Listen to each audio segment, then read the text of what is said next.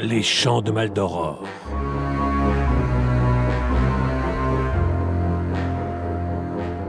Chant 4.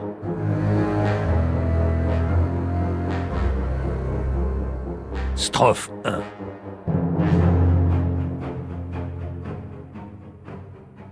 C'est un homme, ou une pierre, ou un arbre qui va commencer le 4e chant.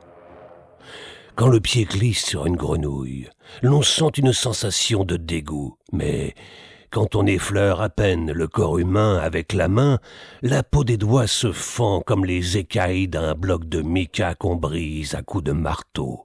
Et de même que le cœur d'un requin mort depuis 1 heure palpite encore sur le pont avec une vitalité tenace, ainsi nos entrailles se remuent de fond en comble longtemps après l'attouchement, tant l'homme inspire de l'horreur à son propre semblable. Peut-être que, lorsque j'avance cela, je me trompe, mais peut-être qu'aussi je dis vrai. Je conçois une maladie plus terrible que les yeux gonflés par les longues méditations sur le caractère étrange de l'homme. Mais je la cherche encore, et je n'ai pas pu la trouver.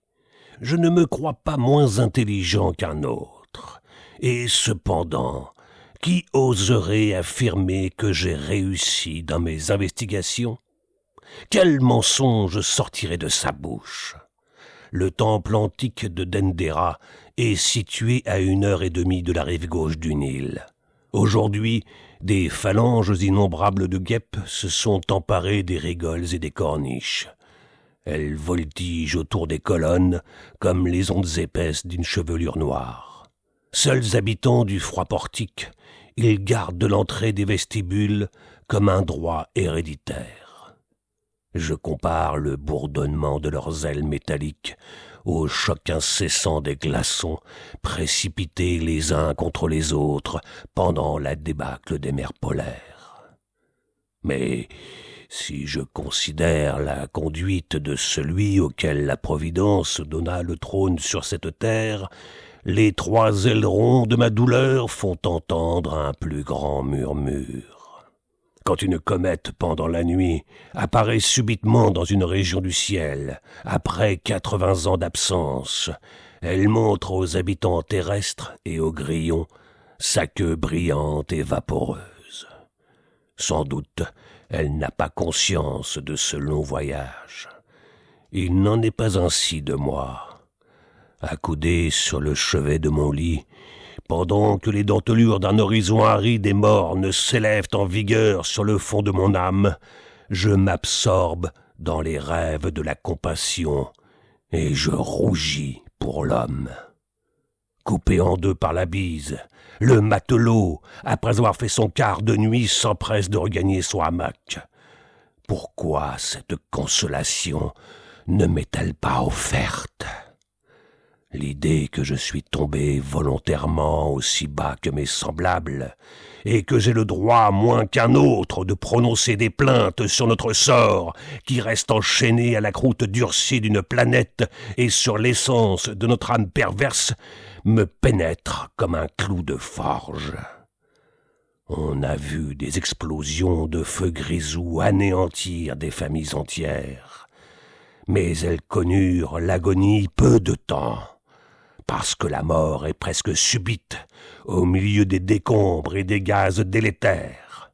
Moi, j'existe toujours comme le ballast. Au milieu comme au commencement de la vie, les anges se ressemblent à eux-mêmes. N'y a-t-il pas longtemps que je ne me ressemble plus? L'homme et moi, claquemurés dans les limites de notre intelligence, comme souvent un lac dans une ceinture d'îles de corail, au lieu d'unir nos forces respectives pour nous défendre contre le hasard et l'infortune, nous nous écartons avec le tremblement de la haine en prenant 2 routes opposées, comme si nous nous étions réciproquement blessés avec la pointe d'une dague. On dirait que l'un comprend le mépris qu'il inspire à l'autre. Poussé par le mobile d'une dignité relative, nous nous empressons de ne pas induire en erreur notre adversaire. Chacun reste de son côté et n'ignore pas que la paix proclamée serait impossible à conserver. Eh bien, soit que ma guerre contre l'homme s'éternise, puisque chacun reconnaît dans l'autre sa propre dégradation, puisque les deux sont ennemis mortels. Que je doive remporter une victoire désastreuse ou succomber, le combat sera beau. Moi seul contre l'humanité. Je ne me servirai pas d'armes construites avec le bois ou le fer. Je repousserai du pied les couches de minéraux extraites de la terre. La sonorité puissante et séraphique de la harpe deviendra sous mes doigts un talisman redoutable. Dans plus d'une embuscade, l'homme, ce singe sublime, a déjà percé ma poitrine de sa lance de porphyre. Un soldat ne montre pas ses blessures, pour si glorieuses qu'elles soient. Cette guerre terrible jettera la douleur dans les deux parties. Deux amis qui cherchent obstinément à se détruire. Quel drame!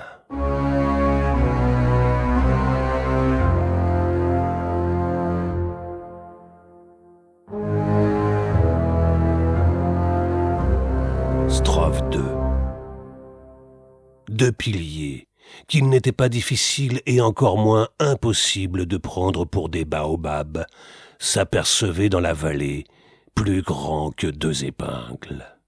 En effet, c'étaient deux tours énormes, et quoique deux baobabs au premier coup d'œil ne ressemblent pas à deux épingles, ni même à deux tours, cependant, en employant habilement les ficelles de la prudence, on peut affirmer, sans crainte d'avoir tort, car si cette affirmation était accompagnée d'une seule parcelle de crainte, ce ne serait plus une affirmation, quoiqu'un même nom exprime ces deux phénomènes de l'âme qui présentent des caractères assez tranchés pour ne pas être confondus légèrement.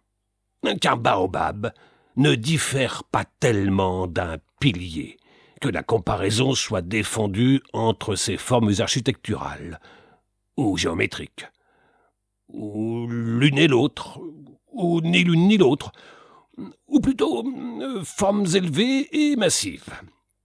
Je viens de trouver. Je n'ai pas la prétention de dire le contraire. Les épithètes, propres aux substantifs, pilier et baobab, que l'on sache bien que ce n'est pas sans une joie mêlée d'orgueil que j'en fais la remarque à ceux qui, après avoir relevé leurs paupières, ont pris la très louable résolution de parcourir ces pages pendant que la bougie brûle, si c'est la nuit, pendant que le soleil éclaire, si c'est le jour. Et encore, quand même, une puissance supérieure nous ordonnerait dans les termes le plus clairement précis de rejeter dans les abîmes du chaos la comparaison judicieuse que chacun a certainement pu savourer avec impunité, même alors, et surtout alors, que l'on ne perde pas de vue cet axiome principal, les habitudes contractées par les ans, les livres, le contact de ses semblables et le caractère inhérent à chacun qui se développe dans une efflorescence rapide imposeraient à l'esprit humain l'irréparable stigmate de la récidive dans l'emploi criminel. Criminel en se plaçant momentanément et spontanément au point de vue de la puissance supérieure, d'une figure de rhétorique que plusieurs méprisent, mais que beaucoup encensent. Si le lecteur trouve cette phrase trop longue, qu'il accepte mes excuses, mais qu'il ne s'attende pas de ma part à des bassesses. Je puis avouer mes fautes, mais non les rendre plus graves par ma lâcheté. Mes raisonnements se choqueront quelquefois contre les grelots de la folie et l'apparence sérieuse de ce qui n'est en somme que grotesque. Quoique, d'après certains philosophes, il soit assez difficile de distinguer le bouffon du mélancolique, la vie elle-même étant un drame comique ou une comédie dramatique. Cependant, il est permis à chacun de tuer des mouches, et même des rhinocéros, afin de se reposer de temps en temps d'un travail trop escarpé. Pour tuer les mouches, voici la manière la plus expéditive. Quoique ce ne soit pas la meilleure. On les écrase entre les 2 premiers doigts de la main. La plupart des écrivains qui ont traité ce sujet à fond ont calculé, avec beaucoup de vraisemblance, qu'il est préférable, dans plusieurs cas, de leur couper la tête. Si quelqu'un me reproche de parler d'épingle, comme d'un sujet radicalement frivole, qu'il remarque, sans parti pris, que les plus grands effets ont été souvent produits par les plus petites causes. Et pour ne pas m'éloigner davantage du cadre de cette feuille de papier, ne voit-on pas que le laborieux morceau de littérature que je suis à composer, depuis le commencement de cette strophe, serait peut-être moins goûté s'il prenait son point d'appui dans une question épineuse de chimie ou de pathologie interne? Au reste, tous les goûts sont de la nature. Et quand au commencement j'ai comparé les piliers aux épingles avec tant de justesse, certes je ne croyais pas qu'on viendrait un jour me le reprocher, je me suis basé sur les lois de l'optique, qui ont établi que plus le rayon visuel est éloigné d'un objet, plus l'image se reflète à diminution dans la rétine. C'est ainsi que ce que l'inclination de notre esprit à la farce prend pour un misérable coup d'esprit n'est la plupart du temps, dans la pensée de l'auteur, qu'une vérité importante, proclamée avec majesté. Oh, ce philosophe insensé qui éclata de rire en voyant un âne manger une figue. Je n'invente rien. Les livres antiques ont raconté, avec les plus amples détails, ce volontaire et honteux dépouillement de la noblesse humaine. Moi, je ne sais pas rire. Je n'ai jamais pu rire, quoique plusieurs fois j'ai essayé de le faire. C'est très difficile d'apprendre à rire. Ou plutôt, je crois qu'un sentiment de répugnance à cette monstruosité forme une marque essentielle de mon caractère. Eh bien, j'ai été témoin de quelque chose de plus fort. J'ai vu une figue manger un âne. Et cependant, je n'ai pas ri. Franchement, aucune partie buccale n'a remué. Le besoin de pleurer s'empara de moi si fortement que mes yeux laissèrent tomber une larme. « Nature, nature !» m'écriai-je en sanglotant. « L'épervier déchire le moineau, la figue mange l'âne et le ténia dévore l'homme. » Sans prendre la résolution d'aller plus loin, je me demande en moi-même si j'ai parlé de la manière dont on tue les mouches. Oui, n'est-ce pas? Il n'en est pas moins vrai que je n'ai pas parlé de la destruction des rhinocéros. Si certains amis me prétendaient le contraire, je ne les écouterai pas, et je me rappelle que la louange et la flatterie sont 2 grandes pierres d'achoppement. Cependant, afin de contenter ma conscience autant que possible, je ne puis m'empêcher de faire remarquer que cette dissertation sur le rhinocéros m'entraînerait hors des frontières de la patience et du sang-froid, et de son côté découragerait probablement, ayons même la hardiesse de dire certainement, les générations présentes. N'avoir pas parlé du rhinocéros après la mouche. Au moins, pour excuse valable, aurais-je dû mentionner avec promptitude, et je ne l'ai pas fait, cette omission non préméditée qui n'étonnera pas ceux qui ont étudié à fond les contradictions réelles et inexplicables qui habitent les lobes du cerveau humain. Rien n'est indigne pour une intelligence grande et simple. Le moindre phénomène de la nature, s'il y a mystère en lui, deviendra pour le sage inépuisable matière à réflexion. Si quelqu'un voit un âne manger une figue, ou une figue manger un âne, ces 2 circonstances ne se présentent pas souvent, à moins que ce ne soit en poésie. Soyez certain qu'après avoir réfléchi 2 ou 3 minutes pour savoir quelle conduite prendre, il abandonnera le sentier de la vertu et se mettra à rire comme un coq. Encore n'est-il pas exactement prouvé que les coqs ouvrent exprès leur bec pour imiter l'homme et faire une grimace tourmentée. J'appelle grimace dans les oiseaux ceux qui portent le même nom dans l'humanité. Le coq ne sort pas de sa nature, moins par incapacité que par orgueil. Apprenez-leur à lire, ils se révoltent. Ce n'est pas un perroquet qui s'extasierait ainsi devant sa faiblesse, ignorante et impardonnable. Oh, avilissement exécrable! Comme on ressemble à une chèvre quand on rit. Le calme du front a disparu pour faire place à 2 énormes yeux de poisson, qui, n'est-ce pas déplorable, qui se mettent à briller comme des phares. Souvent, il m'arrivera d'énoncer avec solennité les propositions les plus bouffonnes. Je ne trouve pas que cela devienne un motif péremptoirement suffisant pour élargir la bouche. Je ne puis m'empêcher de rire, me répondrez-vous. J'accepte cette explication absurde. Mais alors, que ce soit un rire mélancolique. Riez, mais pleurez en même temps. Si vous ne pouvez pleurer par les yeux, pleurez par la bouche. Est-ce encore impossible? Urinez! Mais j'avertis qu'un liquide quelconque est ici nécessaire pour atténuer la sécheresse que porte dans ses flancs le rire aux traits fendus en arrière. Quant à moi, je ne me laisserai pas décontenancer par les gloussements cocasses et les beuglements originaux de ceux qui trouvent toujours quelque chose à redire dans un caractère qui ne ressemble pas au leur. Parce qu'il est une des innombrables modifications intellectuelles que Dieu, sans sortir d'un type primordial, créa pour gouverner les charpentes osseuses. Jusqu'à nos temps, la poésie fait une route fausse, s'élevant jusqu'au ciel ou rampant jusqu'à terre. Elle a méconnu les principes de son existence et a été, non sans raison, constamment bafouée par les honnêtes gens. Elle n'a pas été modeste, qualité la plus belle qui doive exister dans un être imparfait. Moi, je veux montrer mes qualités, mais je ne suis pas assez hypocrite pour cacher mes vices. Le rire, le mal, l'orgueil, la folie paraîtront tour à tour entre la sensibilité et l'amour de la justice et serviront d'exemple à la stupéfaction humaine. Chacun s'y reconnaîtra, non pas tel qu'il devrait être, mais tel qu'il est. Et peut-être que ce simple idéal, conçu par mon imagination, surpassera cependant tout ce que la poésie a trouvé jusqu'ici de plus grandiose et de plus sacré. Car si je laisse mes vices transpirer dans ces pages, on ne croira que mieux aux vertus que j'ai fait resplendir, et dont je placerai l'auréole si haut que les plus grands génies de l'avenir témoigneront pour moi une sincère reconnaissance. Ainsi donc, l'hypocrisie sera chassée carrément de ma demeure.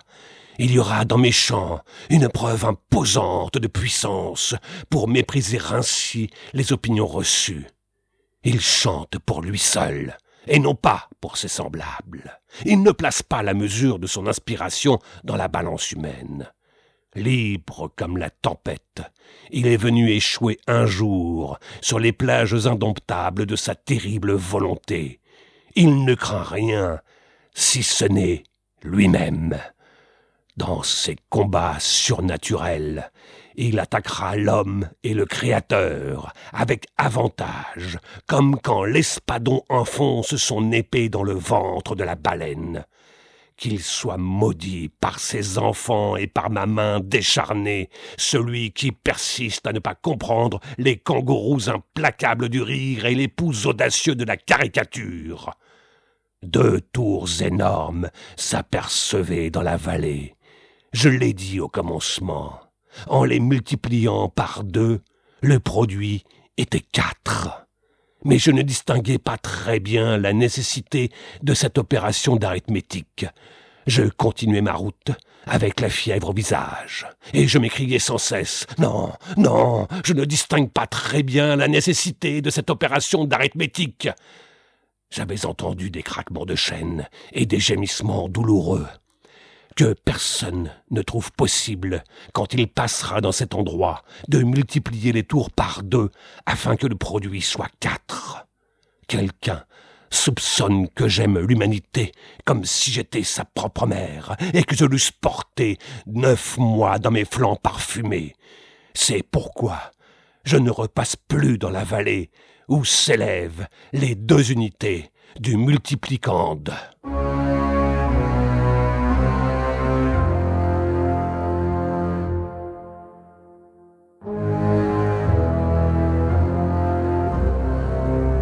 Strophe 3. Une potence s'élevait sur le sol. À 1 mètre de celui-ci était suspendu par les cheveux un homme, dont les bras étaient attachés par derrière. Ses jambes avaient été laissées libres pour accroître ses tortures et lui faire désirer davantage n'importe quoi de contraire à l'enlacement de ses bras. La peau du front était tellement tendue par le poids de la pendaison que son visage, condamné par la circonstance à l'absence de l'expression naturelle, ressemblait à la concrétion pierreuse d'un stalactite. Depuis 3 jours, il subissait ce supplice. Il s'écriait « Qui me dénouera les bras? Qui me dénouera les cheveux? Je me disloque dans des mouvements qui ne font que séparer davantage de ma tête la racine des cheveux. La soif et la faim ne sont pas les causes principales qui m'empêchent de dormir. Il est impossible que mon existence enfonce son prolongement au-delà des bornes d'une heure. Quelqu'un pour m'ouvrir la gorge avec un caillou à serrer. » Chaque mot était précédé, suivi de hurlements intenses. Je m'élançai du buisson derrière lequel j'étais abrité, et je me dirigeai vers le pantin aux morceaux de lard attachés au plafond. Mais voici que du côté opposé arrivèrent en dansant 2 femmes ivres. L'une tenait un sac et 2 fouets aux cordes de plomb. L'autre, un baril plein de goudron et 2 pinceaux. Les cheveux grisonnants de la plus vieille flottaient au vent, comme les lambeaux d'une voile déchirée, et les chevilles de l'autre claquaient entre elles, comme les coups de queue d'un thon sur la dunette d'un vaisseau. Leurs yeux brillaient d'une flamme si noire et si forte que je ne crus pas d'abord que ces 2 femmes appartinssent à mon espèce. Elles riaient avec un aplomb tellement égoïste, et leurs traits inspiraient tant de répugnance, que je ne doutai pas un seul instant que je n'eusse devant les yeux les 2 spécimens les plus hideux de la race humaine. Je me recachai derrière le buisson, et je me tiens tout coi, comme l'acanthophorus serranticornis, qui ne montre que la tête en dehors de son nid. Elles approchaient avec la vitesse de la marée. Appliquant l'oreille sur le sol, le son, distinctement perçu, m'apportait l'ébranlement lyrique de leur marche. Lorsque les 2 femelles d'orang-outang furent arrivées sous la potence, elles reniflèrent l'air pendant quelques secondes. Elles montrèrent, par leurs gestes saugrenus, la quantité vraiment remarquable de stupéfaction qui résulta de leur expérience, quand elles s'aperçurent que rien n'était changé dans ces lieux. Le dénouement de la mort, conforme à leurs vœux, n'était pas survenu. Elles n'avaient pas daigné lever la tête pour savoir si la mortadelle était encore à la même place. L'une dit « Est-ce possible que tu sois encore respirant? Tu as la vie dure, mon mari bien-aimé. » Comme quand 2 chantres dans une cathédrale entonnent alternativement les versets d'un psaume, la deuxième répondit « Tu ne veux donc pas mourir, ô mon gracieux fils? Dis-moi donc comment tu as fait. Sûrement c'est par quelque maléfice pour épouvanter les vautours. En effet, ta carcasse est devenue si maigre, le zéphyr la balance comme une lanterne. » Chacune prit un pinceau et goudronna le corps du pendu. Chacune prit un fouet et leva les bras. J'admirais. Il était absolument impossible de ne pas faire comme moi. Avec quelle exactitude énergique les lames de métal, au lieu de glisser à la surface, comme quand on se bat contre un nègre et qu'on fait des efforts inutiles, propres au cauchemar, pour l'empoigner aux cheveux, s'appliquaient grâce au goudron jusqu'à l'intérieur des chairs, marquées par des sillons aussi creux que l'empêchement des os pouvait raisonnablement le permettre.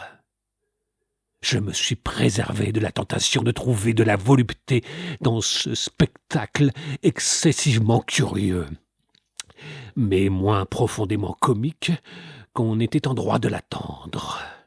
Et cependant, malgré les bonnes résolutions prises d'avance, Comment ne pas reconnaître la force de ces femmes, les muscles de leurs bras, leur adresse qui consistait à frapper sur les parties les plus sensibles comme le visage et le bas-ventre, ne sera mentionnée par moi que si j'aspire à l'ambition de raconter la totale vérité.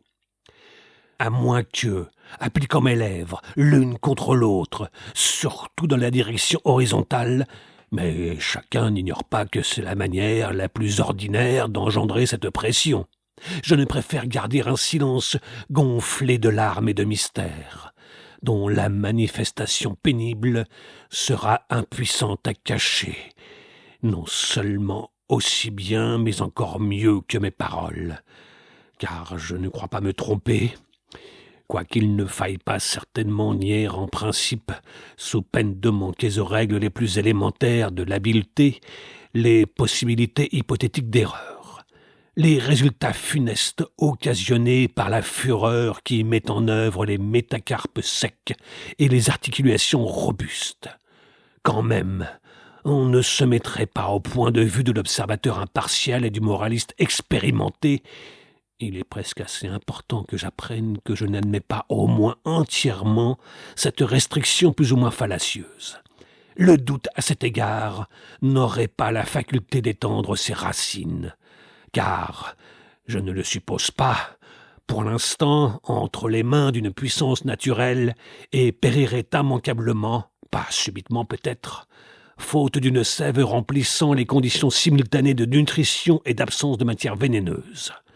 Il est entendu, sinon ne me lisez pas, que je ne mets en scène que la timide personnalité de mon opinion. Loin de moi, cependant, la pensée de renoncer à des droits qui sont incontestables. Certes, mon intention n'est pas de combattre cette affirmation où brille le critérium de la certitude, qu'il est un moyen plus simple de s'entendre. Il consisterait, je le traduis avec quelques mots seulement, mais qui en valent plus de 1000, à ne pas discuter. Il est plus difficile à mettre en pratique que ne le veut bien penser généralement le commun des mortels. Discuter est le mot grammatical, et beaucoup de personnes trouveront qu'il ne faudrait pas contredire, sans un volumineux dossier de preuves, ce que je viens de coucher sur le papier. Mais la chose diffère notablement s'il est permis d'accorder à son propre instinct qu'il emploie une rare sagacité au service de sa circonspection, quand il formule des jugements qui paraîtraient autrement, soyez-en persuadés, d'une hardiesse qui longe les rivages de la fanfaronnade.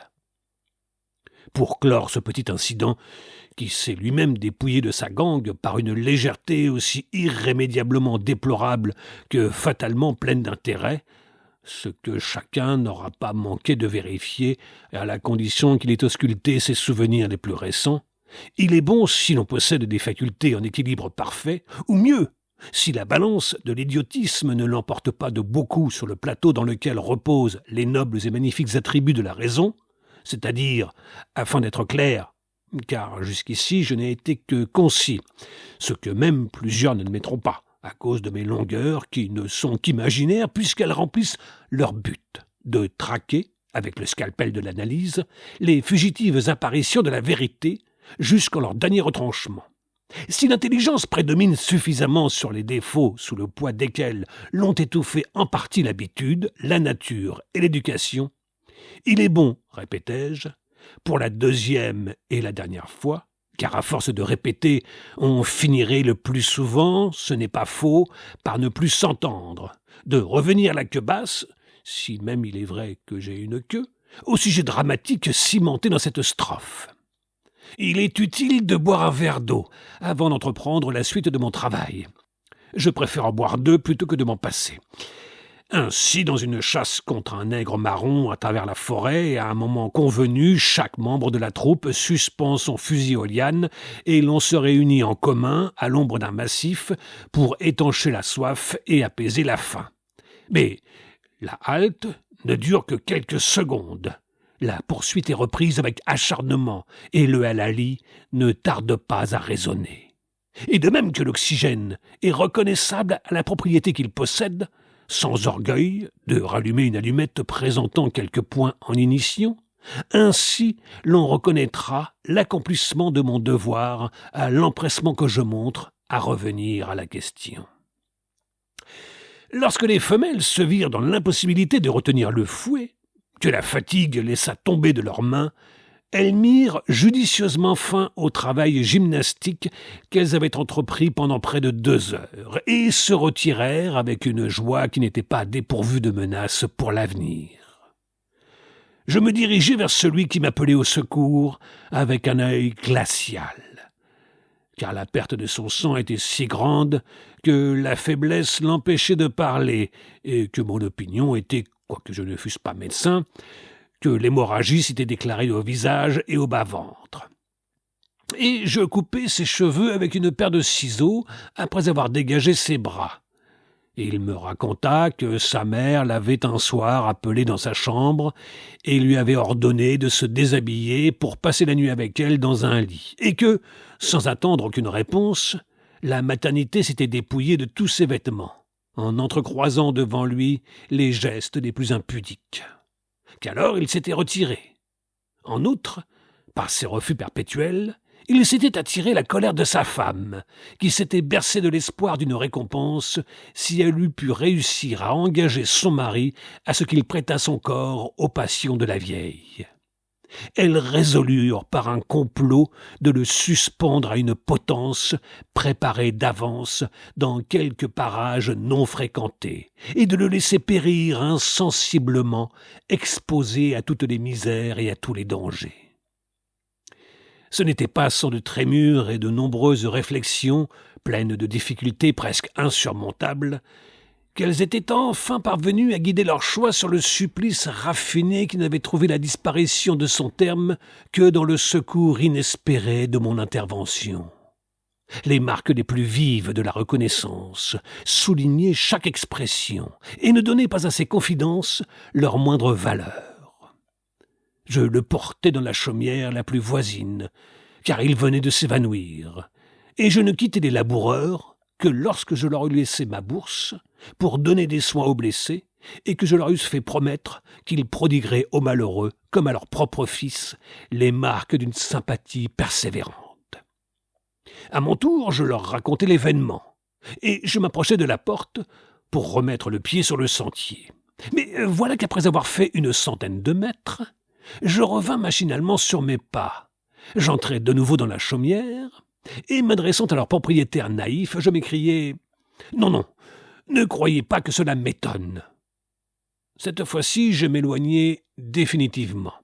Mais la plante des pieds ne pouvait pas se poser d'une manière sûre. Un autre aurait pu ne pas s'en apercevoir. Le loup ne passe plus sous la potence qu'est le ver un jour de printemps, les mains entrelacées d'une épouse et d'une mère, comme quand il faisait prendre à son imagination charnée le chemin d'un repas illusoire. Quand il voit à l'horizon cette chevelure noire balancée par le vent, il n'encourage pas sa force d'inertie et prend la fuite avec une vitesse incomparable. Faut-il voir dans ce phénomène psychologique une intelligence supérieure à l'ordinaire instinct des mammifères ? Sans rien justifier, et même sans rien prévoir, il me semble que l'animal a compris ce que c'est que le crime. Comment ne le comprendrait-il pas, quand des êtres humains eux-mêmes ont rejeté jusqu'à ce point indescriptible l'empire de la raison pour ne laisser subsister à la place de cette reine détrônée qu'une vengeance farouche.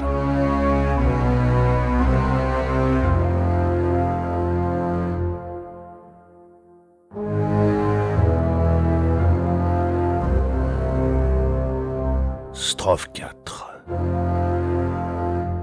Je suis sale, les poux me rongent, les pourceaux, quand ils me regardent, vomissent. Les croûtes et les escarres de la lèpre ont écaillé ma peau, couverte de pus jaunâtres. Je ne connais pas l'eau des fleuves, ni la rosée des nuages. Sur ma nuque, comme sur un fumier, pousse un énorme champignon aux pédoncules ombellifères. Assis sur un meuble informe, je n'ai pas bougé mes membres depuis 4 siècles. Mes pieds ont pris racine dans le sol et composent jusqu'à mon ventre une sorte de végétation vivace, remplie d'ignobles parasites qui ne dérivent pas encore de la plante et qui n'est plus de la chair. Cependant, mon cœur bat. Mais comment battrait-il si la pourriture et les exhalaisons de mon cadavre, je n'ose pas dire encore, ne le nourrissaient abondamment? Sous mon aisselle gauche, une famille de crapauds a pris résidence, et quand l'un d'eux remue, il me chatouille.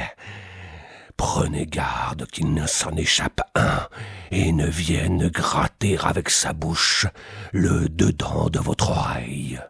Il serait ensuite capable d'entrer dans votre cerveau. Sous mon aisselle droite, il y a un caméléon qui leur fait une chasse perpétuelle afin de ne pas mourir de faim. Il faut que chacun vive. Mais quand un parti déjoue complètement les ruses de l'autre, il ne trouve rien de mieux que de ne pas se gêner et suce la graisse délicate qui couvre mes côtes. J'y suis habitué. Une vipère méchante a dévoré ma verge et a pris sa place. Elle m'a rendu eunuque, cette infâme. Oh, si j'avais pu me défendre avec mes bras paralysés! Mais je crois plutôt qu'ils se sont changés en bûches. Quoi qu'il en soit, il importe de constater que le sang ne vient plus y promener sa rougeur. De petits hérissons qui ne croissent plus ont jeté à un chien qui n'a pas refusé l'intérieur de mes testicules. L'épiderme, soigneusement lavé, ils ont logé dedans. L'anus a été intercepté par un crabe. Encouragé par mon inertie, il garde l'entrée avec ses pinces et me fait beaucoup de mal. Deux méduses ont franchi les mers, immédiatement alléchées par un espoir qui ne fut pas trompé. Elles ont regardé avec attention les deux parties charnues qui forment le derrière humain, et se cramponnant à leurs galbes convexes, elles les ont tellement écrasées par une pression constante que les deux morceaux de chair ont disparu, tandis qu'il est resté deux monstres sortis du royaume de la viscosité, égaux par leur couleur, la forme et la férocité. Ne parlez pas de ma colonne vertébrale, puisque c'est un glaive. Oui, je n'y faisais pas attention. Votre demande est juste. Vous désirez savoir, n'est-ce pas, comment il se trouve implanté verticalement dans mes reins?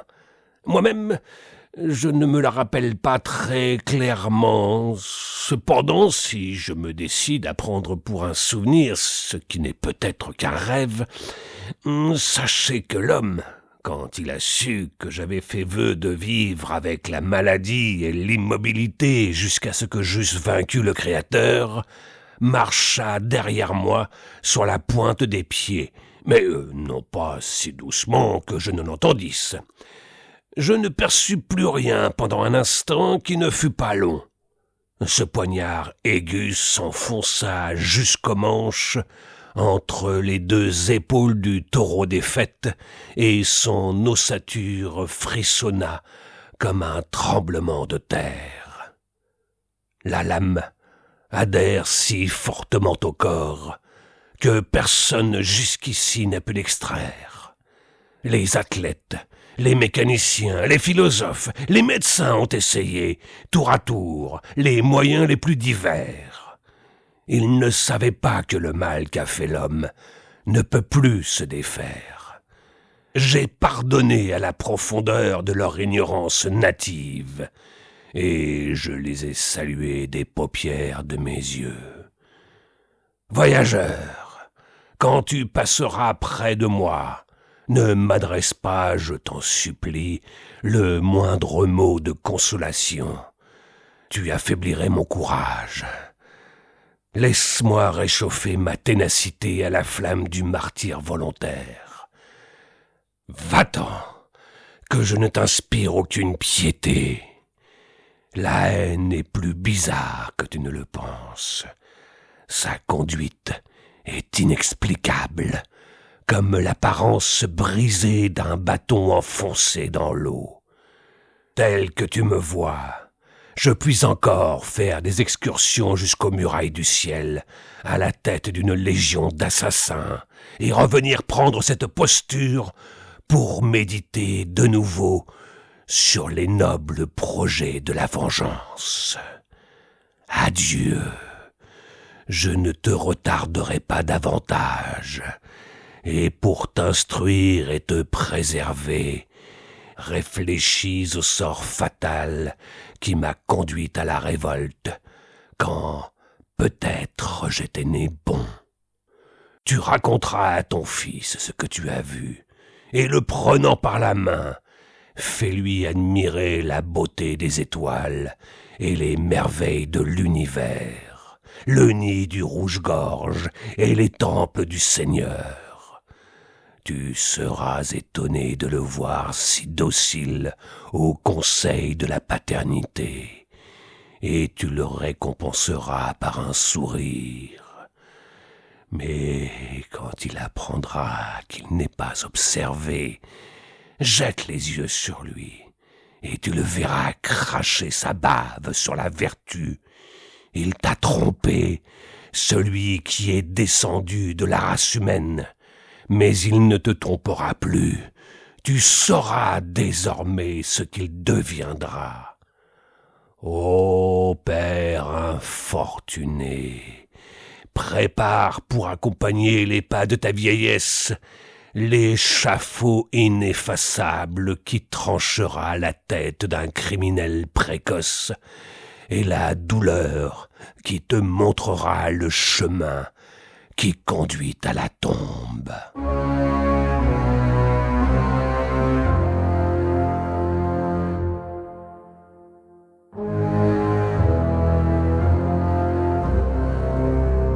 Strophe 5.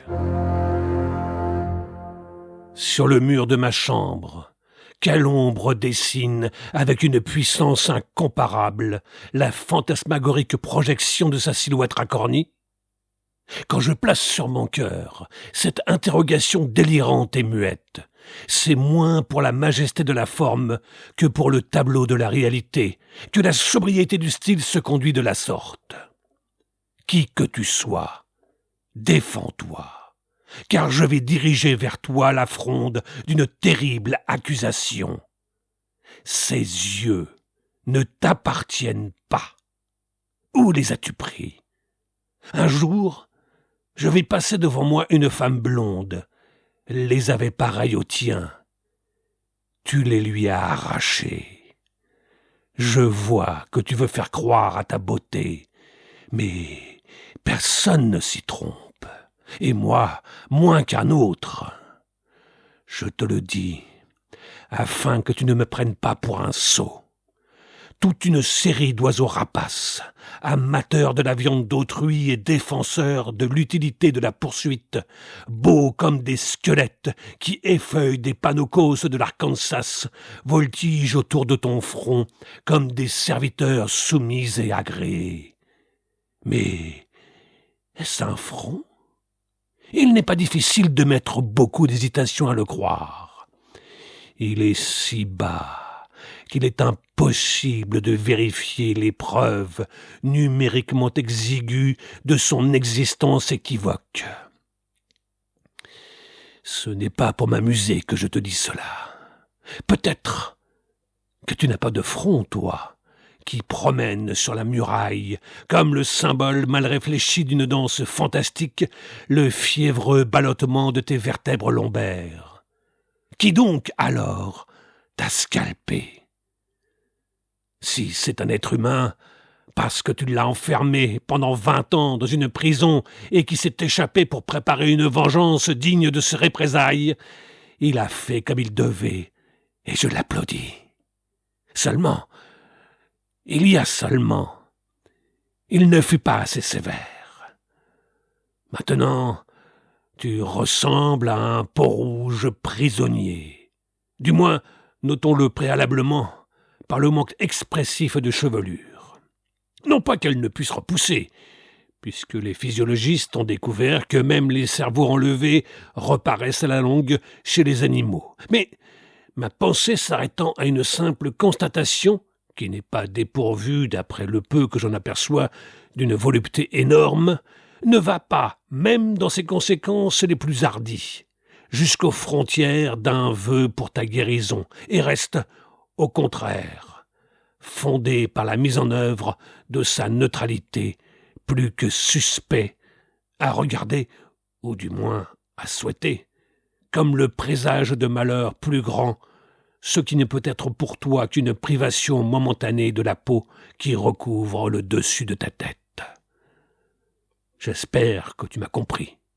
Et même si le hasard te permettait par un miracle absurde, mais non pas quelquefois raisonnable, de retrouver cette peau précieuse qu'a gardée la religieuse vigilance de ton ennemi comme le souvenir enivrant de sa victoire, il est presque extrêmement possible que, quand même, on aurait étudié la loi des probabilités que sous le rapport des mathématiques. Or, on sait que l'analogie transporte facilement l'application de cette loi dans les autres domaines de l'intelligence. Ta crainte légitime, mais un peu exagérée, d'un refroidissement partiel ou total, ne refuserait pas l'occasion importante, et même unique, qui se présenterait d'une manière si opportune, quoique brusque, de préserver les diverses parties de ta cervelle du contact de l'atmosphère, surtout pendant l'hiver, par une coiffure qui, à bon droit, t'appartient, puisqu'elle est naturelle, et qu'il te serait permis, en outre, il serait incompréhensible que tu le niasses, de garder constamment sur la tête, sans courir les risques toujours désagréables d'enfreindre les règles les plus simples d'une convenance élémentaire. N'est-il pas vrai que tu m'écoutes avec attention ? Si tu m'écoutes davantage, ta tristesse sera loin de se détacher de l'intérieur de tes narines rouges. Mais comme je suis très impartial et que je ne déteste pas autant que je le devrais, si je me trompe, dis-le-moi, tu prêtes malgré toi l'oreille à mes discours comme poussé par une force supérieure. Je ne suis pas si méchant que toi. Voilà pourquoi ton génie s'incline de lui-même devant le mien. En effet, je ne suis pas si méchant que toi. Tu viens de jeter un regard sur la cité bâtie sur le flanc de cette montagne. Et maintenant, que vois-je ? Tous les habitants sont morts. J'ai de l'orgueil comme un autre, et c'est un vice de plus que d'en avoir peut-être davantage. Eh bien, écoute, si l'aveu d'un homme qui se rappelle avoir vécu un demi-siècle sous la forme de requin dans les courants sous-marins qui longent les côtes de l'Afrique t'intéresse assez vivement pour lui prêter ton attention, sinon avec amertume, du moins sans la faute irréparable de montrer le dégoût que je t'inspire.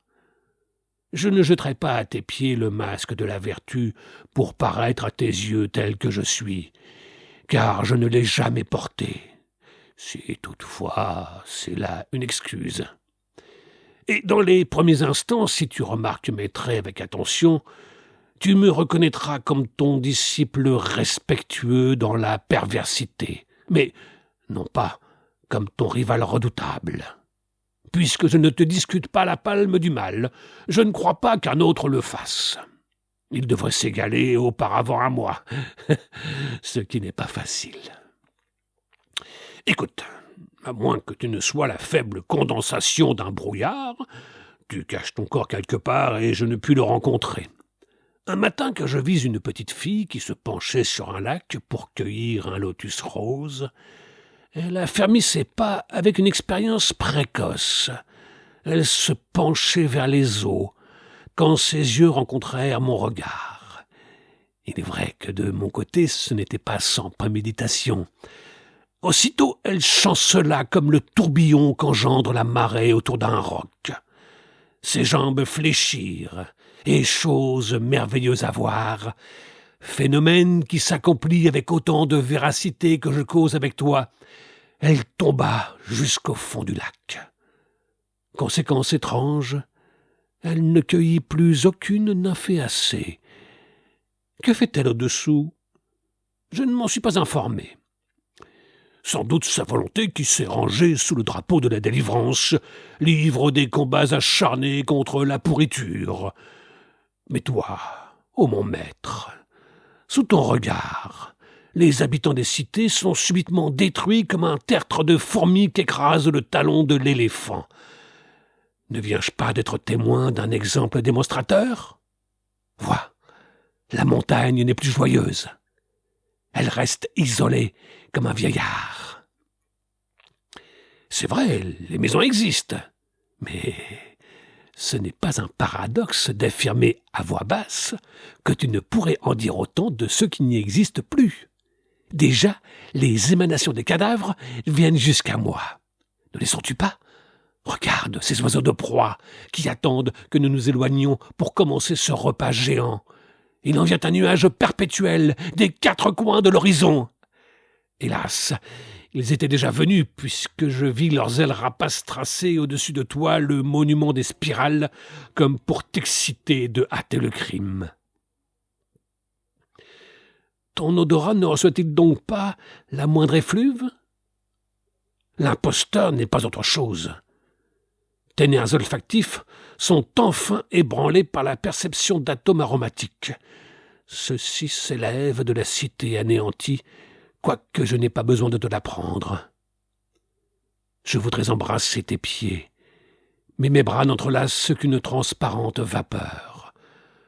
Cherchons ce corps introuvable que cependant mes yeux aperçoivent. Il mérite, de ma part, les marques les plus nombreuses d'une admiration sincère. Le fantôme se moque de moi. Il m'aide à chercher son propre corps. Si je lui fais signe de rester à sa place, voilà qu'il me renvoie le même signe. Le secret est découvert. Mais ce n'est pas, je le dis avec franchise, à ma plus grande satisfaction. Tout est expliqué, les grands comme les plus petits détails. Ceux-ci sont indifférents à remettre devant l'esprit, comme par exemple l'arrachement des yeux à la femme blonde. Cela n'est presque rien. Ne me rappelais-je donc pas que, moi aussi, j'avais été scalpé, quoique ce ne fût que pendant 5 ans. Le nombre exact du temps m'avait failli, que j'avais enfermé un être humain dans une prison pour être témoin du spectacle de ses souffrances, parce qu'il m'avait refusé à juste titre une amitié qui ne s'accorde pas à des êtres comme moi. Puisque je fais semblant d'ignorer que mon regard peut donner la mort, même aux planètes qui tournent dans l'espace, il n'aura pas tort. Celui qui prétendra que je ne possède pas la faculté des souvenirs. Ce qui me reste à faire, c'est de briser cette glace en éclats à l'aide d'une pierre. Ce n'est pas la première fois que le cauchemar de la perte momentanée de la mémoire établit sa demeure dans mon imagination, quand, par les inflexibles lois de l'optique, il m'arrive d'être placé devant la méconnaissance de ma propre image.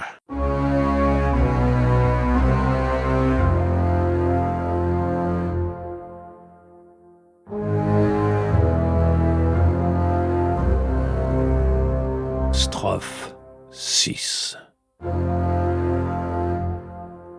Je m'étais endormi sur la falaise.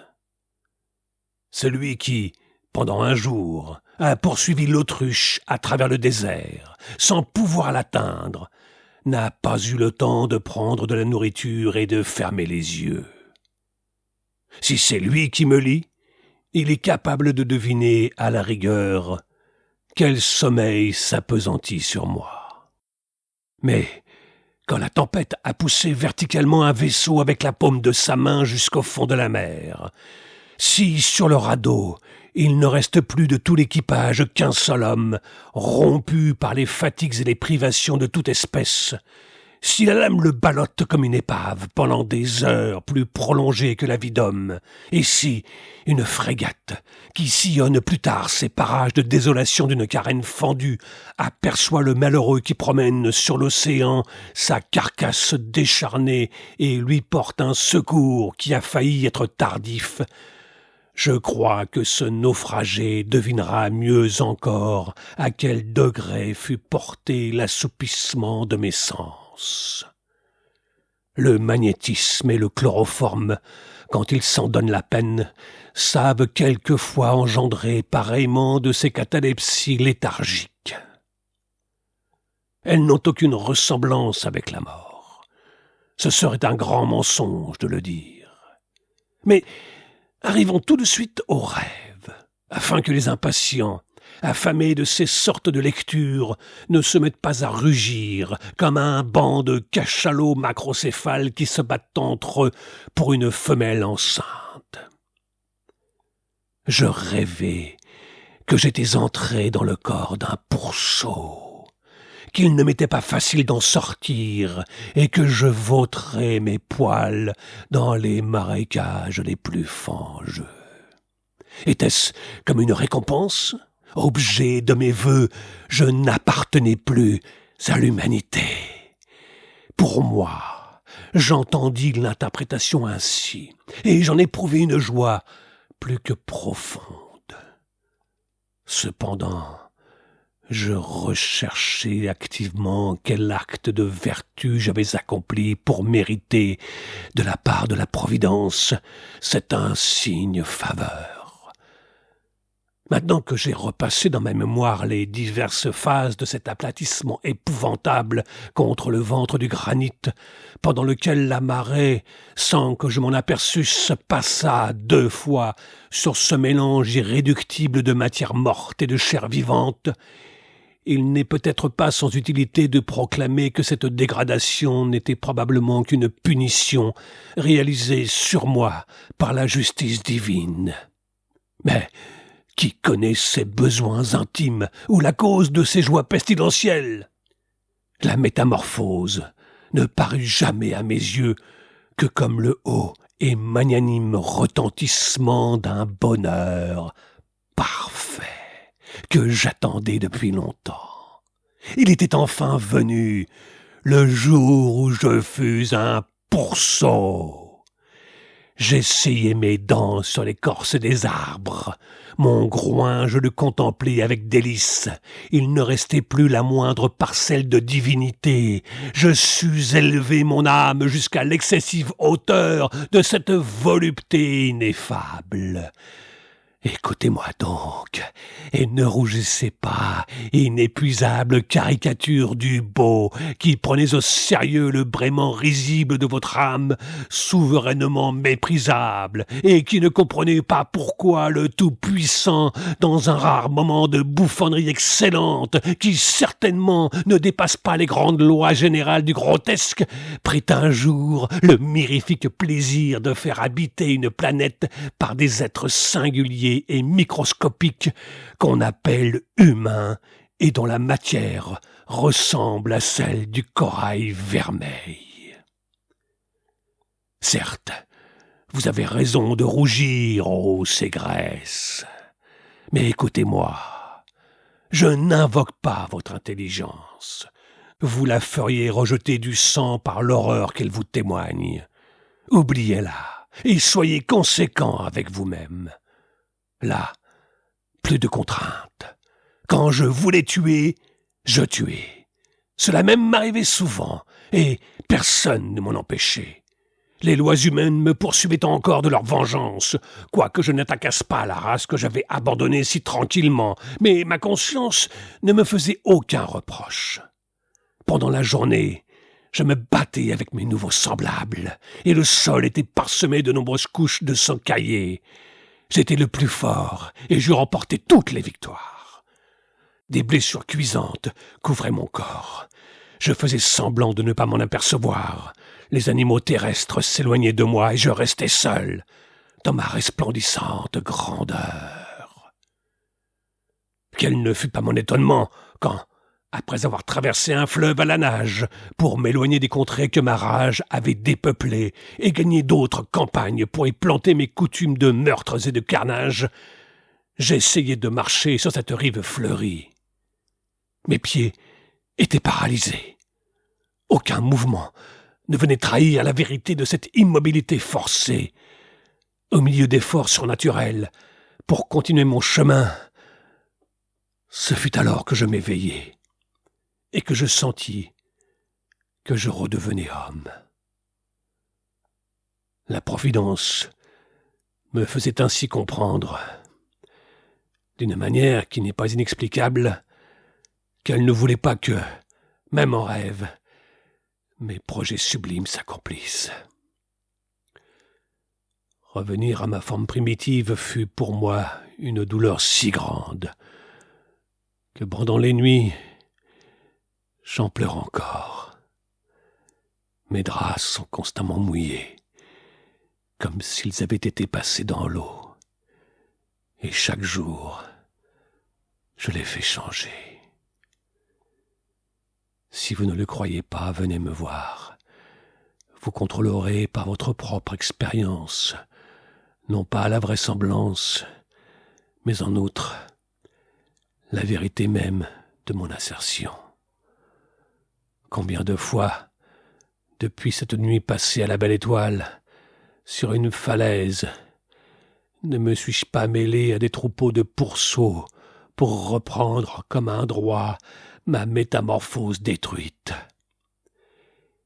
Il est temps de quitter ces souvenirs glorieux qui ne laissent, après leur suite, que la pâle voie lactée des regrets éternels.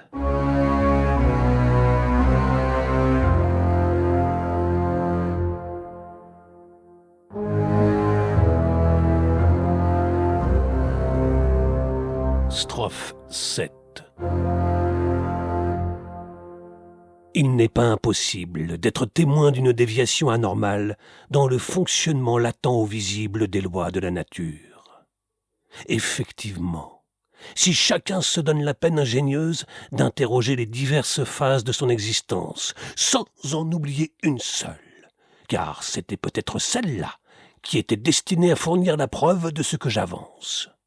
Il ne se souviendra pas, sans un certain étonnement, qui serait comique en d'autres circonstances, que tel jour, pour parler premièrement de choses objectives, il fut témoin de quelques phénomènes qui semblaient dépasser positivement les notions connues fournies par l'observation et l'expérience, comme par exemple les pluies de crapauds, dont le magique spectacle dut ne pas être d'abord compris par les savants, et que, tel autre jour, pour parler en deuxième et dernier lieu de choses subjectives, son âme présenta au regard investigateur de la psychologie, je ne vais pas jusqu'à dire une aberration de la raison, qui cependant n'en serait pas moins curieuse, au contraire, elle le serait davantage. Mais du moins, pour ne pas faire le difficile auprès de certaines personnes froides, qui ne me pardonneraient jamais les élucubrations flagrantes de mon exagération, un état inaccoutumé, assez souvent très grave, qui marque que la limite accordée par le bon sens à l'imagination est quelquefois, malgré le pacte éphémère conclu entre ces deux puissances, malheureusement dépassée par la pression énergique de la volonté, mais, la plupart du temps aussi, par l'absence de sa collaboration effective. Donnons à l'appui quelques exemples dont il n'est pas difficile d'apprécier l'opportunité, si toutefois l'on prend pour compagne une attentive modération. J'en présente deux, les emportements de la colère et les maladies de l'orgueil. J'avertis celui qui me lit qu'il prenne garde à ce qu'il ne se fasse pas une idée vague et, à plus forte raison fausse, des beautés littéraires que j'effeuille dans le développement excessivement rapide de mes phrases. Hélas, je voudrais dérouler mes raisonnements et mes comparaisons lentement et avec beaucoup de magnificence, mais qui dispose de son temps, pour que chacun comprenne davantage, sinon mon épouvante, du moins ma stupéfaction quand un soir d'été, comme le soleil semblait s'abaisser à l'horizon, Je vis nager sur la mer avec de larges pattes de canard à la place des extrémités des jambes et des bras, porteur d'une nageoire dorsale proportionnellement aussi longue et effilée que celle des dauphins, un être humain, aux muscles vigoureux, et que des bancs nombreux de poissons, je vis dans ce cortège entre autres habitants des eaux la torpille, l'anarnaque groenlandais et le scorpion horrible, suivaient avec les marques très ostensibles de la plus grande admiration. Quelquefois il plongeait, et son corps visqueux reparaissait presque aussitôt à 200 mètres de distance. Les marsouins, qui n'ont pas volé, d'après mon opinion, la réputation de bons nageurs, pouvaient à peine suivre de loin cet amphibie de nouvelle espèce. Je ne crois pas que le lecteur ait lieu de se repentir s'il prête à ma narration moins le nuisible obstacle d'une crédulité stupide que le suprême service d'une confiance profonde qui discute légalement avec une secrète sympathie les mystères poétiques trop peu nombreux, à son propre avis, que je me charge de lui révéler quand, chaque fois, l'occasion s'en présente, comme elle s'est opinément aujourd'hui présentée, intimement pénétrée des toniques senteurs des plantes aquatiques que la bise fraîchissante transporte dans cette strophe qui contient un monstre qui s'est approprié les marques distinctives de la famille des palmipèdes. Qui parle ici d'approbation? Que l'on sache bien que l'homme, par sa nature multiple et complexe, n'ignore pas les moyens d'en élargir encore les frontières.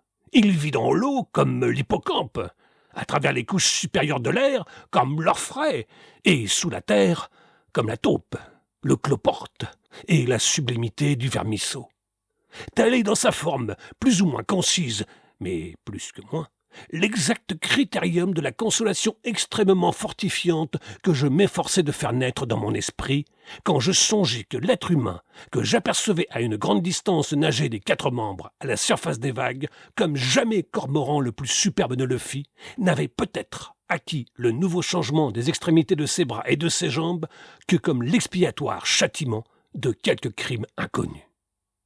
Il n'était pas nécessaire que je me tourmentasse la tête pour fabriquer d'avance les mélancoliques pilules de la pitié, car je ne savais pas que cet homme, dont les bras frappaient alternativement l'onde amère, tandis que ses jambes, avec une force pareille à celle que possèdent les défenses en spirale du narval, engendraient le recul des couches aquatiques, ne s'était pas plus volontairement approprié ces extraordinaires formes qu'elles ne lui avaient été imposées comme supplice. D'après ce que j'appris plus tard, voici la simple vérité. La prolongation de l'existence, dans cet élément fluide, avait insensiblement amené dans l'être humain, qui s'était lui-même exilé des continents rocailleux, les changements importants, mais non pas essentiels, que j'avais remarqués dans l'objet qu'un regard passablement confus m'avait fait prendre, dès les moments primordiaux de son apparition, par une inqualifiable légèreté dont les écarts engendrent le sentiment si pénible que comprendront facilement les psychologistes et les amants de la prudence, pour un poisson à forme étrange, non encore décrit dans les classifications des naturalistes. Mais peut-être dans leur ouvrage posthume, quoique je n'eusse pas l'excusable prétention de pencher vers cette dernière supposition imaginée dans de trop hypothétiques conditions. En effet, cet amphibie, puisque amphibie il y a, sans qu'on puisse affirmer le contraire, n'était visible que pour moi seul, abstraction faite des poissons et des cétacés. Car je m'aperçus que quelques paysans qui s'étaient arrêtés à contempler mon visage, troublés par ce phénomène surnaturel, et qui cherchaient inutilement à s'expliquer pourquoi mes yeux étaient constamment fixés avec une persévérance qui paraissait invisible, et qui ne l'était pas en réalité, sur un endroit de la mer où ils ne distinguaient, eux, qu'une quantité appréciable et limitée de bancs de poissons de toutes les espèces, distendaient l'ouverture de leur bouche grandiose, peut-être autant qu'une baleine. Cela les faisait sourire, mais non, comme à moi, pâlir, disaient-ils dans leur pittoresque langage. Et ils n'étaient pas assez bêtes pour ne pas remarquer que, précisément, je ne regardais pas les évolutions champêtres des poissons, mais que ma vue se portait de beaucoup plus en avant. De telle manière que, quant à ce qui me concerne, tournant machinalement les yeux du côté de l'envergure remarquable de ces puissantes bouches, je me disais en moi-même qu'à moins qu'on ne trouvât dans la totalité de l'univers un pélican grand comme une montagne, ou du moins comme un promontoire, admirez, je vous prie, la finesse de la restriction qui ne perd aucun pouce de terrain, Aucun bec d'oiseau de proie ou mâchoire d'animal sauvage ne serait jamais capable de surpasser ni même d'égaler chacun de ces cratères béants, mais trop lugubres.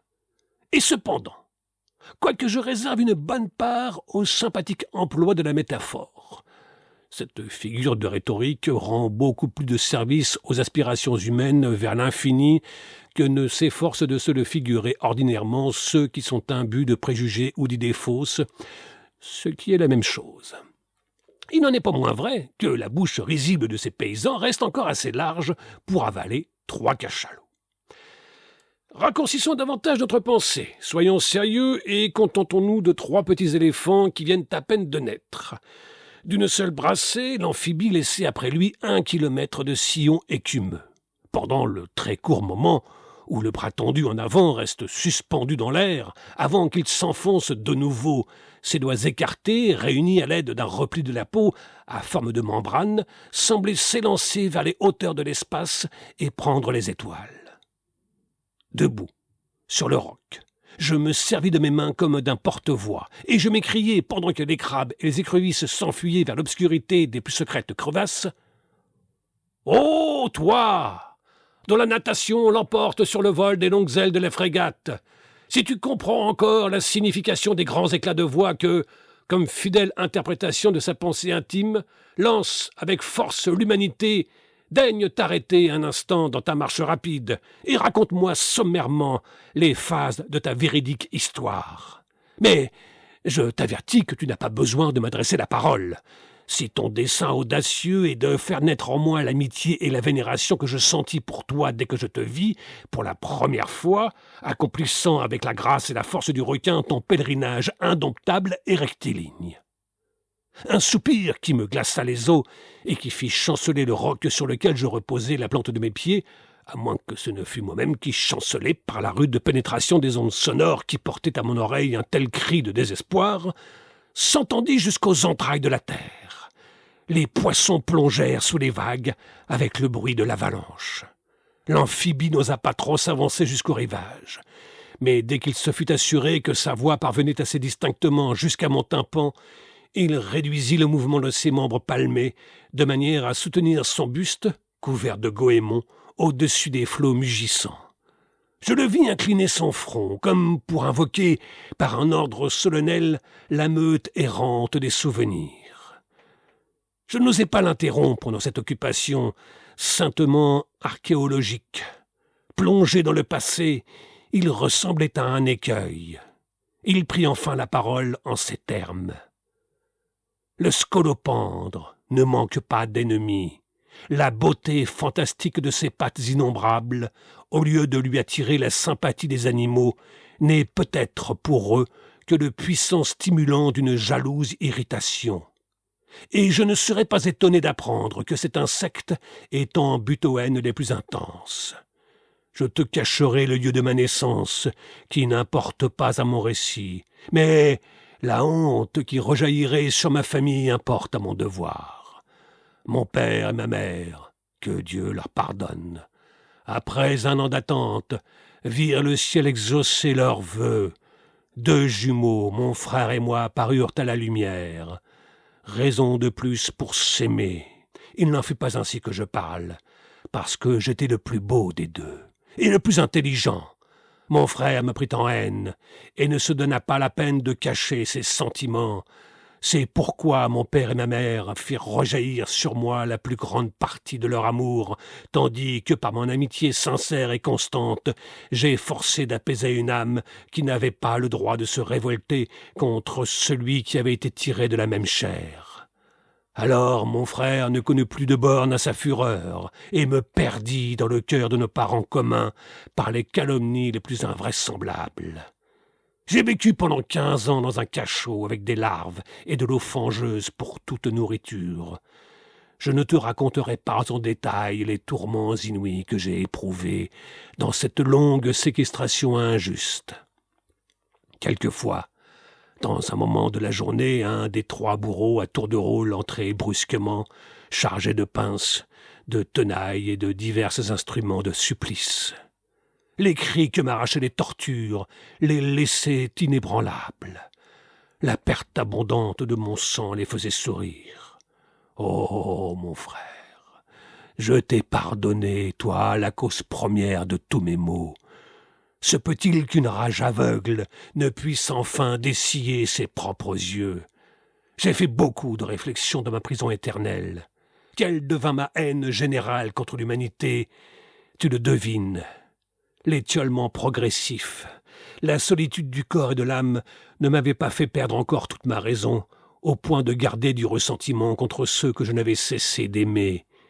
Triple carcan dont j'étais l'esclave. Je parvins par la ruse à recouvrer ma liberté. Dégoûté des habitants du continent, qui, quoiqu'ils s'intitulassent mes semblables, ne paraissaient pas jusqu'ici me ressembler en rien. S'ils trouvaient que je leur ressemblasse, pourquoi me faisaient-ils du mal? Je dirigeais ma course vers les galets de la plage, fermement résolu à me donner la mort, si la mer devait m'offrir les réminiscences antérieures d'une existence fatalement vécue. En croiras-tu tes propres yeux?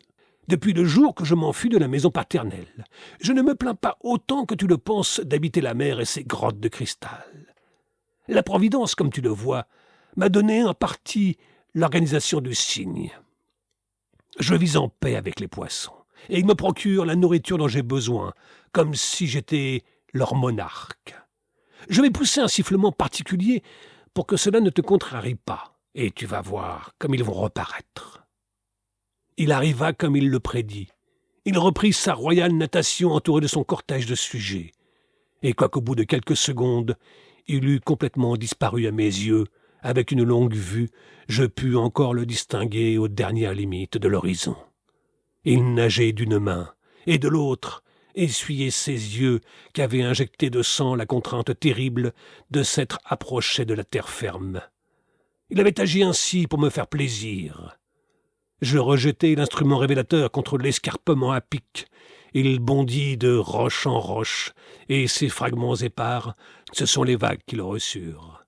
Telles furent la dernière démonstration et le suprême adieu, par lequel je m'inclinai, comme dans un rêve, devant une noble et infortunée intelligence. Cependant, tout était réel dans ce qui s'était passé pendant ce soir d'été.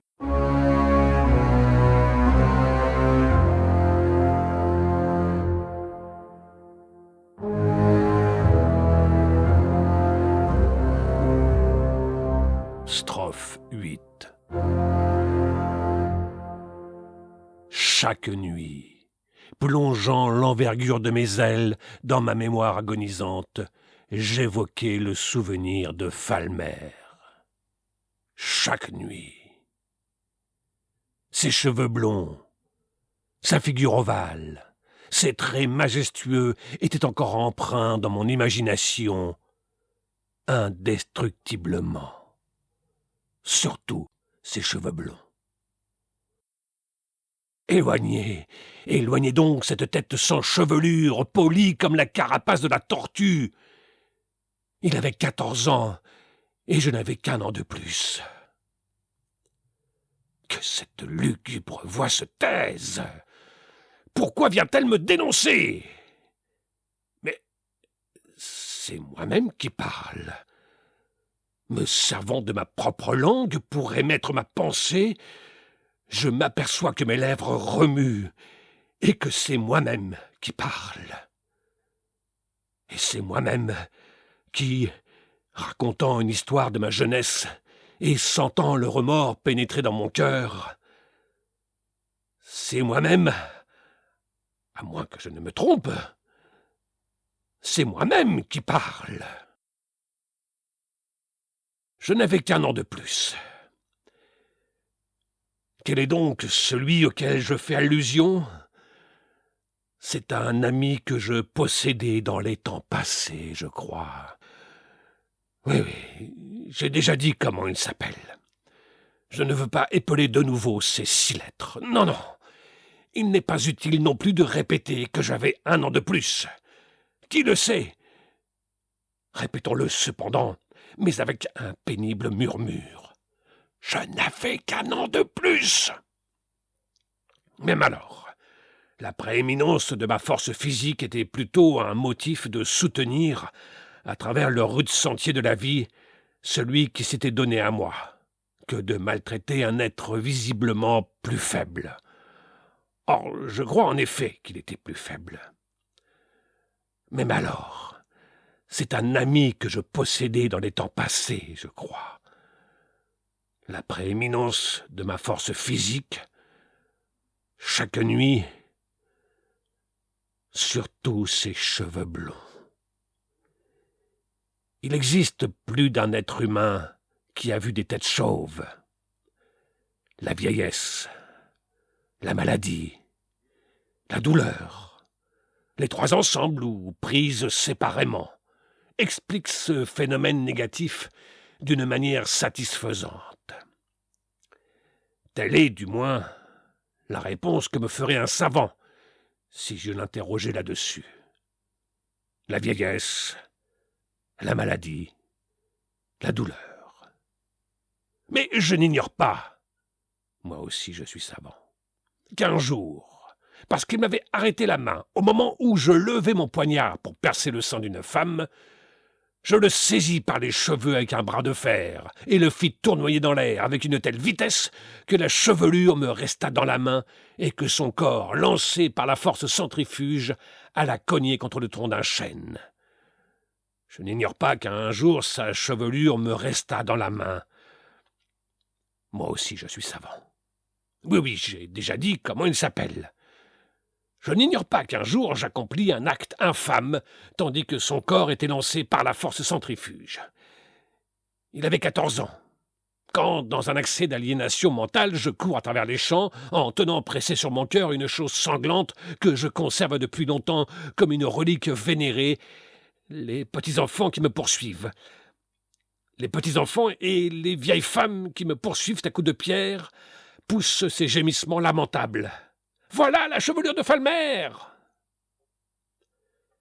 Éloignez, éloignez donc cette tête chauve, polie comme la carapace de la tortue. Une chose sanglante. Mais c'est moi-même qui parle. Sa figure ovale, c'est très majestueux. Or, je crois en effet qu'il était plus faible. Les vieilles femmes et les petits-enfants. Or, je crois en effet...